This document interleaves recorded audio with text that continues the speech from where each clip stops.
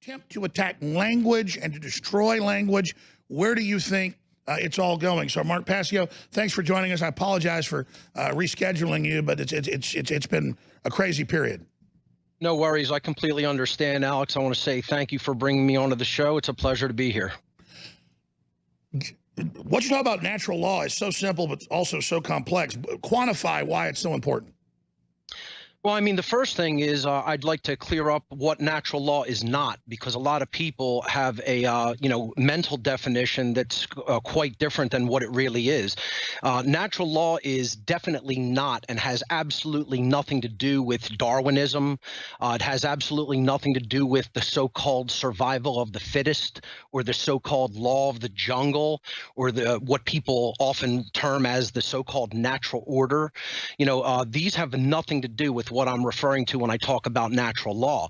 Natural law is cosmic spiritual law of creation that is all about objective morality.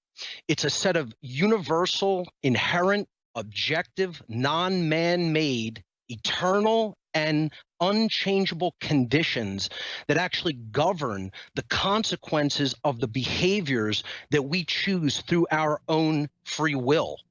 That's what natural law really is. So it's God's law. It's absolutely God's law. That's probably the best term for it that it's been called over human history. This is God's law, not man's law. And, freedom depends on whether we understand it objectively or not, whether we understand which behaviors are actually moral behaviors. Why is Satan or why are these evil people at war with natural law when it gives you freedom and prosperity and empowerment? Well, as you know, the highest level globalists and social engineers of our world are Satanists. They are Satanists and dark Luciferians. They are dark occultists, as I refer to them. And they want to turn God's law on its head. They want to reign in hell rather than rule in heaven. What they want to do is become the actual rulers of earth and turn earth into a prison and then rule over that prison because they don't want to abide by the laws of morality. They want to be God. That's what Satanism is actually. And that's really incredibly key, because they know other people are going to escape it and find natural law. That's why I call it a prison planet. They're obsessed with building a prison, a false reality, hoping they can trick us to serve them. That is absolutely what they are doing, no, without a doubt, and see, it all hinges on confusing people about what objective morality is. See, if people are confused about objective morality, then they can't bring their behavior into alignment with natural law. And so describe that for people. That's critical. Yeah, there's a law in the universe known as the law of freedom, as I refer to it. And it's very simply that as the aggregate or collective morality of a species increases, as we collectively become more moral people because we're aligning our behavior to objective right, meaning we are not doing actions that cause harm to other people. That's what wrongdoings are. And rights, which very few people can even define, are actions which do not initiate harm or violence to other beings. Most people can't even give the definition of a simple definition of a right. That's why we're losing our rights. Okay, so if we don't bring our behavior into alignment with natural law, that becomes a complete source of chaos and disorder in the world, and we eventually go into enslavement. The law of freedom is basically that as the collective morality of a species increases, their collective freedom as a species increases. And as the collective morality of a species declines and we go into immoral behaviors as an entire race of beings, then we go deeper and deeper into bondage and enslavement. This is what I refer to as the natural law of freedom. And the enemy knows that, and everything is set up to trick people into that process. And when you become corrupt, you can see people spiritually lose that spark in the eye and become like dumb slaves. The Bible talks about they're given over to great delusion. Without a doubt. And this is all about confusing people as to the actual behaviors that are moral versus the behaviors that are actually immoral. Most people have taken on the mindset of these dark occultists and Satanists by buying into what is known as moral relativism. And moral relativism is the destroyer of human freedom. It's the belief or religion, if you will, the ideology that objective morality doesn't exist, inherent diverse, and that right and wrong are actually subjective constructs of the human mind. And your brain's just a computer, and there is no right or wrong. You're not really alive. Dogs really don't get excited. They don't have emotions. Of course they do. They're just teaching you that you're a robot because they want you to think you have no consciousness so they can program you. Exactly. They want to give us their mindset. Their mindset is this totally degraded, immoral mindset, and they want to spread that mindset through society, because only when people buy into a lesser version of these high-level Satanist mindset can they actually be controlled by them. And I've also noticed that the top Democrats sue me and things, they really believe that we're evil like them and running scams. And I've also noticed that that's how twisted they are. They really believe that all there is evil. It's bizarre. Well, part of like what you said, it's about projection. The enemy always wants to project their own mindset onto other people and say that they're doing the same thing that they're actually doing and try to turn the tables like that. And they're going to be able to get away with that as long as the public doesn't wake up to the dangers of moral relativism and learn natural law. You know, it is not about we are not the arbitrators of what right and wrong are. We should be discovering those principles as they exist in nature, because they are inherent to nature. And all the occultists talk about magic. That's all a twisted form. If you really follow God's laws, the magic is immediate. And it's not magic, it's the way the universe works. It's the keys to destiny. We'll be back with Mark Passio of WhatOnEarthIsHappening.com. I'm Alex Jones of INFOWars.com. Really smart guy. We're going to hear a lot more from him. Okay, let's go right back to Mark Passio, who we'll have back again, too, to get really into natural law and why the system is trying to overthrow it, because they can't rule unless they sabotage you and basically cut your legs off so you're a psychological, spiritual cripple so they can rule over you. But I want to get his take on world events. Some of your calls coming up. Carlos, Bill, Chase the Patriot, Rick, Brad. I promise before this hour ends, we'll get to you. Then coming up today in the fourth hour is Mike Adams of naturalnews.com. We might go 10 minutes in or so with Mark if he can do it. Mike's always fine with that because I want to have plenty of time to talk to Mr. Passio of, again, the website, WhatOnEarthIsHappening.com. I always just type in Mark Passio and go listen to what he's saying and doing. And the reason I like it is that I've done a lot of historical research, and he's really a smart guy. He knows what he's talking about. So many other people, which I'm not saying this with pleasure, don't know what they're talking about. And truth is so on its face when you know it, but then you run into other people that have never discovered it or never even experienced God's laws, universal law, that they are at war with it. They get angry that you possess it. And there's like a spiritual envy. I would almost describe evil or Satanism or the demonic forces is they're upset by the very existence of the spirit of natural law, that I guess almost like a prism comes down from God and almost beams out from us. I don't mean that to sound new agey, but more and more I go to Democrat events. I've even gone there, you know, disguised with a cap on and whatever, and not let them know. And you hear these people, and the Democrats didn't used to act like demonic goblins 20 years ago. Something's happening. People are either getting more demonic, more fallen, or more awake. How does that fit into what's happening on the planet, in your view? Well, I would say that there are spiritually fallen individuals that have really a very degraded sense of self, and they're in a deep state of self-loathing. Only self-loathing people would want more control and violence in the world through government. You know, only self-loathing people become authoritarians and support authoritarianism. And these people don't have an actively developed sense of self and morality and truth. And they're very cut off and disconnected from spirit. And that is the underlying problem. You know, I think what sets my work apart from many other researchers' work is that I don't so much focus on the symptoms of like what is actually going on in our world. You know, it's that my name of my site is What on Earth is Happening, but it might be more apropos to call it why on earth is this happening? See, I focus on the underlying causal factors within consciousness. And you're right, because as a news show, we have to cover all the crazy things happening. But it's important to realize the root of this is that there really is, just like computers have programs and computers have viruses, there is information in the universe that either destroys you or information that empowers you. That's exactly right. And you know what they're doing is they are confusing everybody about what the actual difference between right and wrong are. You know, they're trying to tell people that, you know, vices are crimes instead of actually really understanding the true wrongdoings that we should not be enacting or initiating toward our fellow beings. You know, the Well, that's real right. They focus on sins that almost everybody's involved in that aren't good, but aren't the fount of where it comes from, the breaking of the original laws from which all the other vice comes from. So, because I've always inherently said that, like not standing up against evil or killing a baby or being a coward or lying to people to get ahead, that's a real sin. Smoking cigarettes, you know, having whatever, I mean, you know, that's not good, but you always notice the churches obsess on that. They obsess on that because they don't want you to go address the big stuff.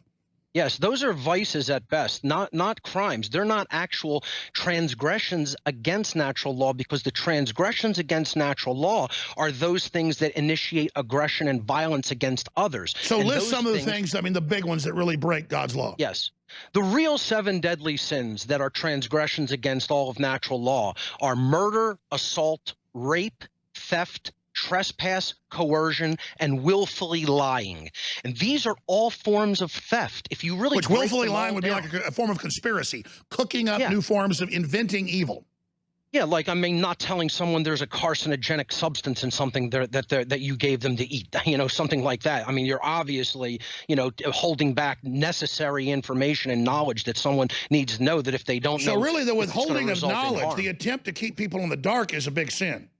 Yes, and that's what these people are. They are occultists. And what occult means is hidden knowledge. It means hiding knowledge that people need to understand, because if they don't understand it, it's going to open up a huge power differential through their ignorance. And that's what these dark occultists have done. They've wielded knowledge as a weapon over other people about how these laws of nature work. And you just said it all. They are keeping us stunted like children so they can rule over a bunch of brain-damaged children. That is the ultimate sin. I give an example, like, imagine if someone didn't know how to do basic arithmetic. How much would a merchant be able to take advantage of them? You know, that they would convert that ignorance into their advantage. And that's when Christ pulled out the whip and overturned the tables and beat the Pharisees, because they were making you pay 10 times more for a certain coin to buy the sacrifice, and were engaged in a manipulation and ripping people off that were faithful. And it's all forms of theft. Every wrongdoing under natural law is a form of theft. If you break them all down: murder, the theft of life without just cause; assault, taking someone else's well-being without, you know, the physical health of their body without right; rape, the theft of someone's free will sexual association; theft is the taking of property that's not yours; trespass, the taking of security in another's dwelling place which doesn't belong to you to take; coercion is taking of someone's free will, the theft of free will which isn't yours; and then lying is taking necessary knowledge from people, withholding necessary knowledge.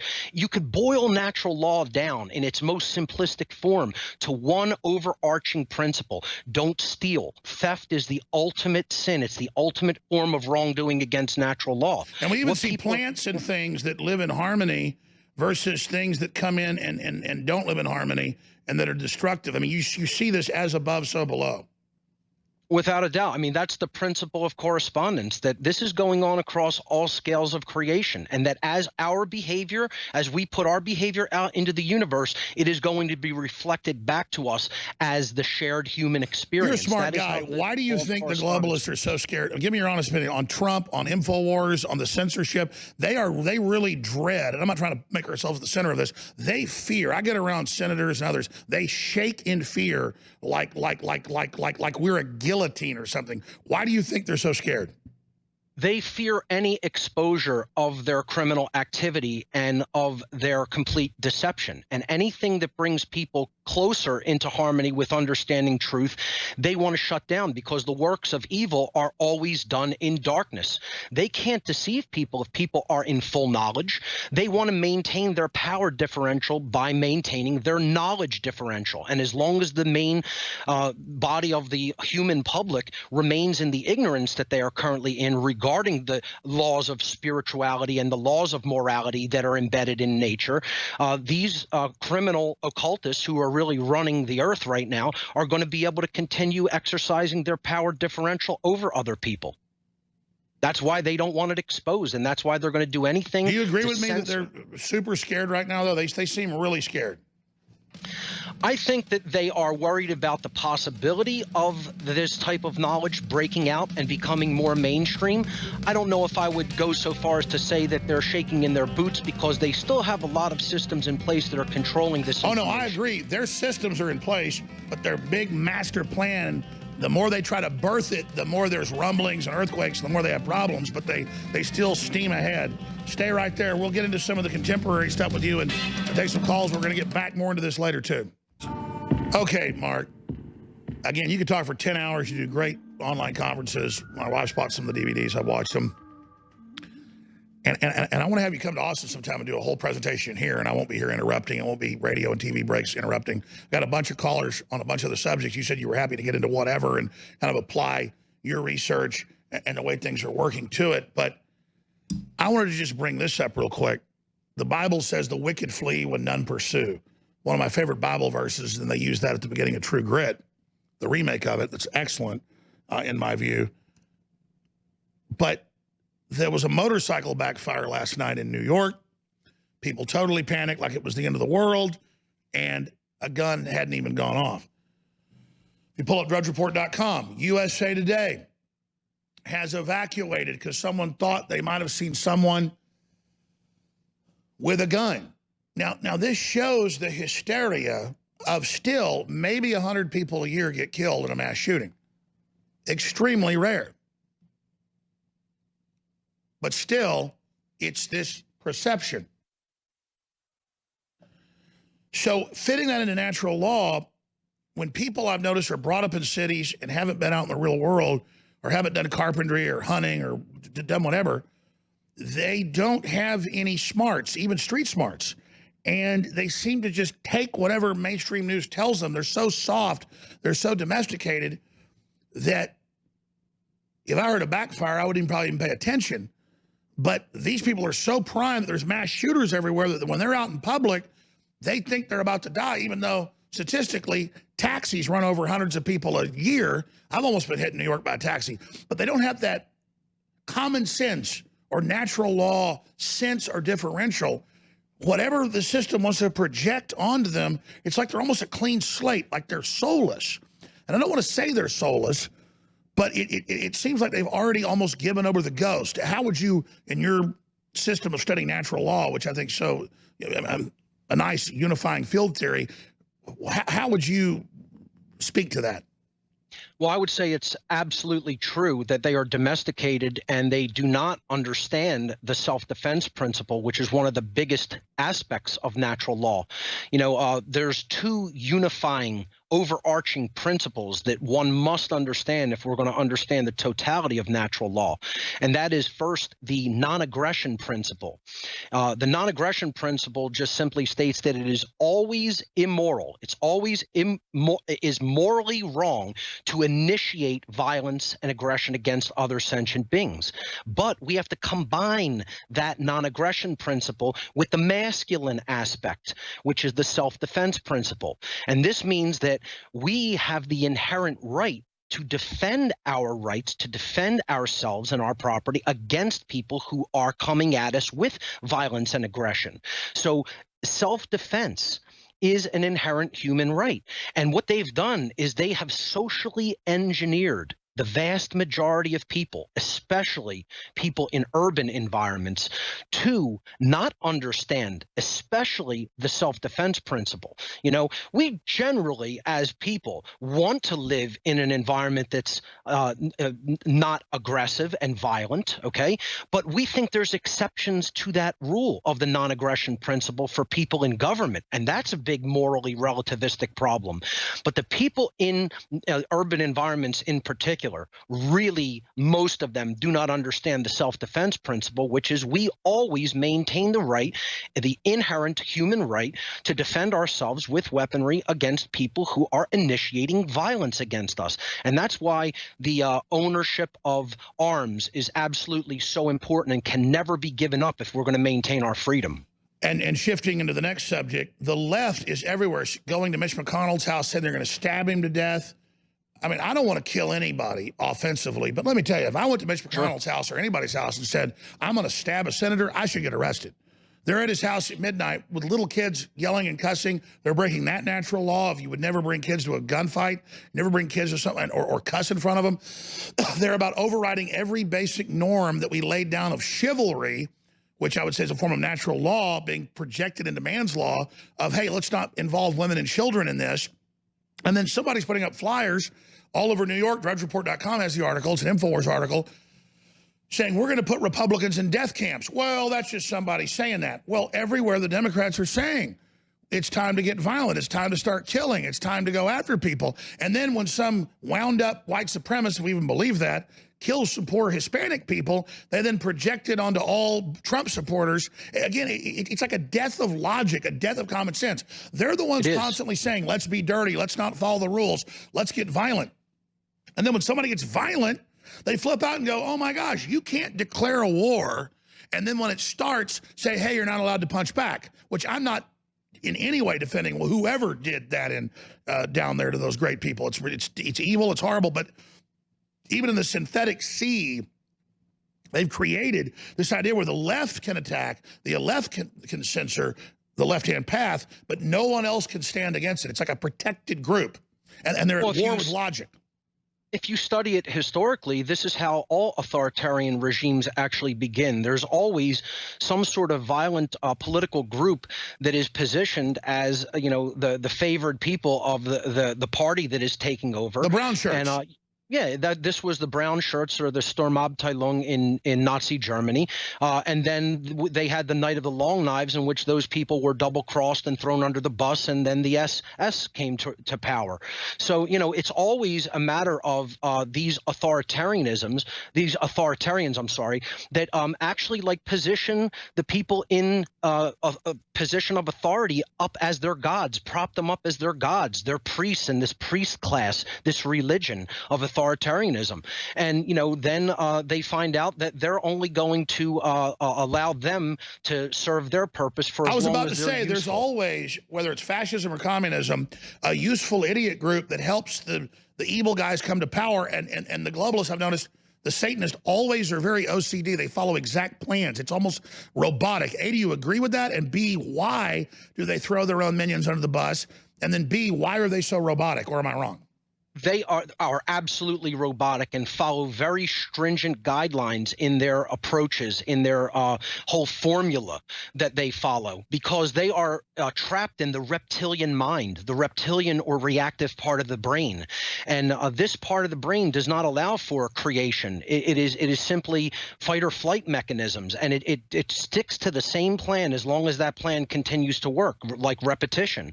And, you know, they don't really create. All they do is take things and twist them and distort them and invert them.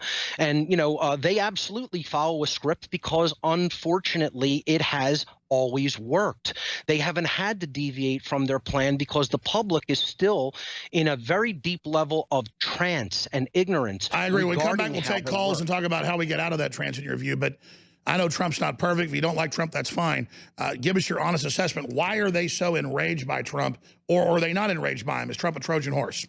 No, they absolutely are, and I think it's because the last election represented archetypes, the mother authoritarian figure, you know, versus the father figure of the older man, you know, heterosexual man, and they know that they are trying to socially engineer a gender divide and start a gender war. And this last election represented the whole concept of the two archetypal principles, the feminine and masculine, pitted against each other for, you know, control, in society as far as the figurehead of the presidency is concerned. And when the feminine or Clinton lost that election, it was the perfect polarization divide that they needed in society to really create deep political polarization and hatred in society. As if Hillary represents the feminine, as if, like you said, everything is twisted.